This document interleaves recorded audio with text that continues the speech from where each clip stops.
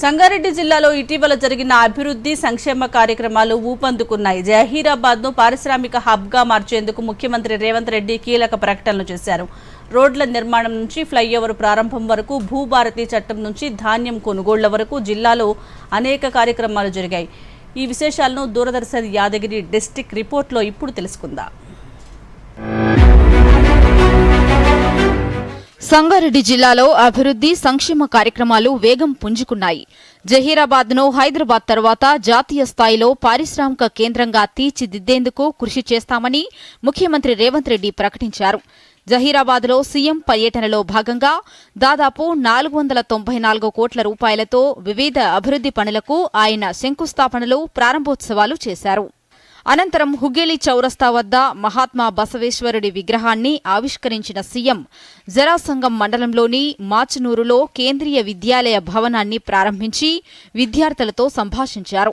కోహీర్ మండలంలో కవేలీలో Indian oil outlet petrol bunk నమూనాను కూడా ప్రారంభించారు.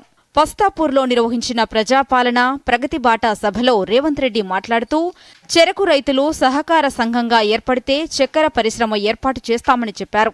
నిమ్జ్కు భూములు ఇచ్చిన రైతులకు ఇందిరమ్మ ఇల్లు కట్టిస్తామని, సింగూరు ప్రాజెక్టును పర్యాటక కేంద్రంగా అభివృద్ధి చేస్తామని హామీ ఇచ్చారు.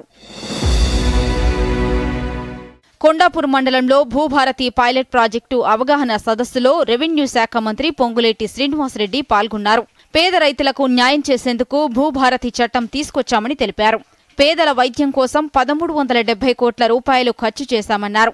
మరోవైపు సంగారెడ్డి నియోజకవర్గంలో 90 కోట్ల రూపాయలతో 15 గ్రామాల్లో రోడ్ల నిర్మాణానికి శంకుస్థాపనలు చేశారు. ఈ సందర్భంగా మంత్రి మాట్లాడుతూ, కాంగ్రెస్ ప్రభుత్వం పేదలకు భూములు పంపిణీ చేస్తే గత బీఆర్ఎస్ హయాంలో ఆ భూములకు రక్షణ కరువైందని విమర్శించారు. గ్రామీణ ప్రాంతాల్లో రోడ్ల అనుసంధానంతో సంపద సృష్టించడమే లక్ష్యమని అన్నారు. బలమైన రవాణా వ్యవస్థ గ్రామీణ అభివృద్ధికి కీలకమని ఆయన పేర్కొన్నారు. సంగారెడ్డి జిల్లా బీహెచ్ఈఎల్ చౌరస్తాలో 172 కోట్ల రూపాయలతో నిర్మించిన 6 లేన్ల 1.6 కిలోమీటర్ల ఫ్లైఓవర్ను కేంద్ర మంత్రి నితిన్ గడ్కరీ ప్రారంభించారు. ఈ ఫ్లైఓవర్ లింగంపల్లి ట్రాఫిక్ సమస్యలను తగ్గించి సంగారెడ్డి, రంగారెడ్డి జిల్లాల వాహనదారులకు సౌకర్యం కల్పిస్తుంది. మరోవైపు జిల్లా అభివృద్ధి సమన్వయ పర్యవేక్షణ కమిటీ సమావేశం జహీరాబాద్ ఎంపీ సురేష్ శెట్కర్ అధ్యక్షతన జరిగింది.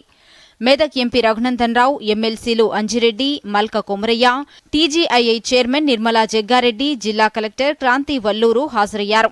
గ్రామీణాభివృద్ధి, విద్య, ఆరోగ్యం, పేదల సంక్షేమంపై చర్చించి సమస్యల పరిష్కారానికి సూచనలు చేశారు. సంగారెడ్డిలోని ఫల పరిశోధనా కేంద్రంలో 280 రకాల మామిడి పండ్ల ప్రదర్శనను జిల్లా కలెక్టర్ క్రాంతి వల్లూరు ప్రారంభించారు. ఈ కేంద్రం రాష్ట్రానికి గర్వకారణమని, మరిన్ని పరిశోధనలతో మంచి పేరు తేవాలని సైంటిస్టులకు సూచించారు. విద్యార్థులతో కోర్సు వివరాలపై మాట్లాడారు.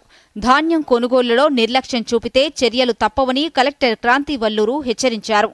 కొండాపూర్ మండలంలోని తోగర్పల్లిలో ధాన్యం, జొన్నల కొనుగోలు కేంద్రాలను సందర్శించి అకాల వర్షాల వల్ల ధాన్యం తడవకుండా టార్పాలిన్లు, గన్ని సంచులు సిద్ధంగా ఉంచాలని, తూకంలో లోపాలు లేకుండా చూడాలని అధికారులకు ఆదేశించారు.